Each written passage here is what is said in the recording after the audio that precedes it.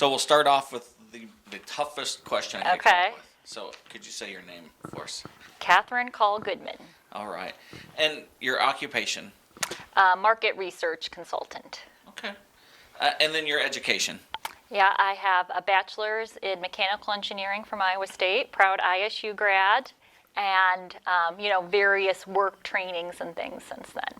All right. And a little bit about your family, if you'd like to share. Sure. Yeah, I was born on a dairy farm in southwest Wisconsin. Unfortunately, my folks had to sell out during the 80s farm crisis, but mainly grew up in northern Illinois, but then came out to Iowa State for school. I've been here ever since. My husband, Chris, we were both working in the area, and we've lived near Leiden since 2009 with our daughter, Kate. All right. And so you kind of answered part of that already. How long have you been a part of Mahaska County? Since 2009. Yeah. And was there a particular thing that drew you to? I guess it was, a great location for our jobs, and, we found a great house. We love country living and found a great house at the end of a dead-end country road. So I said, that's for us. Well, there we go. All righty. So what made you want to be a part or to seek political office? Why would you want to do that? Yeah. Well, in general, I believe we all have a responsibility to keep our democracy strong and, keep local government running. I've seen just since being on the Solid Waste Commission, there's a lot of work behind the scenes involved. Folks don't even, realize. And specifically as far as county supervisor, why I decided to run for that, that really goes back to my experience on the Solid Waste Commission since becoming chair of that at the beginning of the year. For anybody not familiar with it, the Solid Waste Commission oversees the Mahaska County landfill. It has representatives from each city as well as the county itself. And after becoming chair, I quickly realized that, pretty much everybody in the commission really, wanted to work together, make the landfill a better place to better serve our residents, with the exception of one person, my opponent. Rather than trying to communicate together, communicate and work productively together to solve problems, it seemed more of a thing of trying to pick fights and trying to get rid of anyone who didn't agree with them 100%. I'm always I'm very willing to listen. You'll see I'm going around to all the city council meetings and work things through, see what we have in common, but just seemed like you're either 100% with them or he wanted to try to get rid of you, which he did try to do back in April, but several Solid Waste Commission members came vigorously to my defense, and so he backed off on that, which is why I'm still even on the commission. So based on my experience on the commission, I came to feel strongly that voters, at the minimum, they deserve to have a choice and not an unopposed election in November. Do they want someone who has said both repeatedly and made clear through his actions that he only represents the people in the unincorporated part of the county, or will he, or someone who truly will represent everyone in the county, both in the cities and in town, because the towns are the part of the county too. Do you want someone who will spend hundreds of thousands of dollars on lawsuits just because they're not willing to communicate and compromise? Or do you want someone who wants to make sure we're doing things legally, of course, but will work in a collaborative approach to do so? So, to me, it's a clear choice, and that's why I'm asking folks to vote for me in November. All right. So kind of touched on it a little bit, but how do you plan to involve the residents of Mahaska County in that decision-making process? Yeah, well, I think just first of all, just going out and asking for their opinion, listening to them. I had a city council member from one of the towns contact me earlier this week and just said she had been frustrated. She had made an effort to be involved and go to supervisor meetings and just got no response and got the impression that the supervisors didn't even care. Obviously issues are complex. You can't always solve things right away or to any one person's satisfaction, but I think you should make an honest effort to at least people know you've listened to and are considering the issues that are important to them. Okay, and you've spoken about it somewhat, but I have a list of questions, and let's see. So, as a county supervisor, who do you represent, and what do you consider a priority? I guess I represent everyone in the county, no matter what part of the county you live in or your background or your job. And I guess, that would really be my top priority. Public safety, that's one of the key key things, when the base responsibilities of our government, these EMA and 911 lawsuits are very concerning. I live in a township. I'm the clerk for my township, actually. And I know, we're limited in what we can levy for fire. So who knows where this could end up if some of the, Oskaloosa maybe can't fulfill its contracts going forward with the townships because financially be prohibitive. Gosh, hopefully if it's someone in the country that when you pick up the phone and call 911, there'll be a fire department that will come out. And not like the town. And I know too, just running a cemetery is a big undertaking just as a part-time volunteer position, let alone expecting the townships to maybe do something like start their own fire departments or anything. That would be a huge and expensive undertaking. So, do you have a plan for the ongoing relationship between the county and the cities? And I'm not talking just Oskaloosa, but all of the cities within Mahaska County. Yeah, I'm definitely. I mean, like I said, just making an effort to go out and meet with people. I guess when I was an engineer at Pelicorp, I worked as a quality engineer and actually in a plant that supplied other plants. So a lot of times we heard, oh, well, our internal suppliers are our worst suppliers because they, felt like they were stuck with you. Well, I started a program where we met with folks regularly and solicited their feedback and addressed their issues. So I would do something very similar here. And I've heard from people already that I've met with, like, oh, no supervisor or candidate has ever reached out to me, or I reached out to them and they still wouldn't meet with me. So I've spoken to a lot of people who have never spoken with any of the other supervisors. All right. Well, we all know that medical insurance is getting more costly all the time. And the counties had to look to ways to help with the cost of medical insurance. How do you look to help alleviate that problem for both, the employees of the county and for the taxpayers?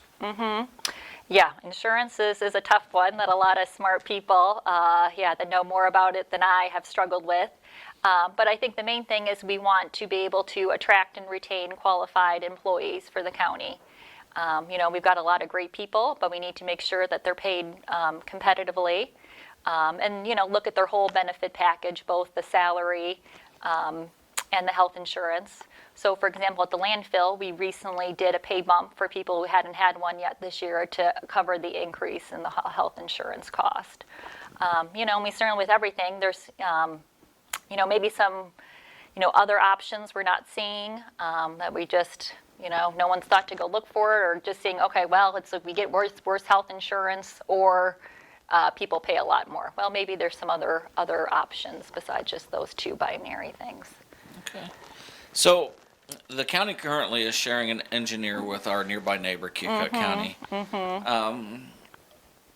What would be your plan for that position in the future? Yep, I guess one of my key priorities would be to get a full-time county engineer. I feel, we're a decent-sized county, and as anyone's driven around, we got plenty of stuff for our engineer and highway department to do. And transportation is, a key to maintaining a thriving economy. So I think investing in a full-time county engineer is well worth it.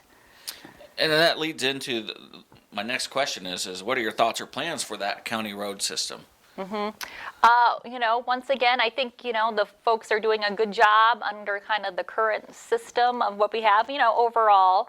But once again, are we just kind of keep doing the same old, keep dumping gravel on the roads, grading the roads? There's a lot of other counties out there, a lot of other areas. Are they doing something different? Yeah. Well, and one of those county roads is 220th, which is the farm to market road. And what do you believe should happen with 220th Street for the regional airport? Yep. I believe that, I've driven on it many times myself. And I believe since it needs to be closed directly because of the plan that the SCRAA chose to go with for the airport location, that they need to be responsible for the cost of relocating it and not the county. Okay. So my next question kind of goes into the emergency radio system for first responders. There were several years of discussion of how best to do that. A decision was made in the end of 2018, I believe. Right now, we currently don't have any towers even in place yet, and the system was supposed to have been operational November of this year. What are your thoughts about this project and the need going forward? And what do you see as a priority in that? Yeah, I mean, that's a huge priority. I think that's very disappointing that more progress hasn't been made on it. I've talked to several people in public safety who have shared, how directly it affects them, and they've been in dangerous situations because they haven't been able to use the radio on them just because it isn't working. They're not in their car all the time. Most of their work is outside the car, so they need a radio. And, when we're asking people to protect us, we need to give them the tools to do their job. So, if a supervisor is found to no longer be eligible to serve, what would you do to help remedy that situation?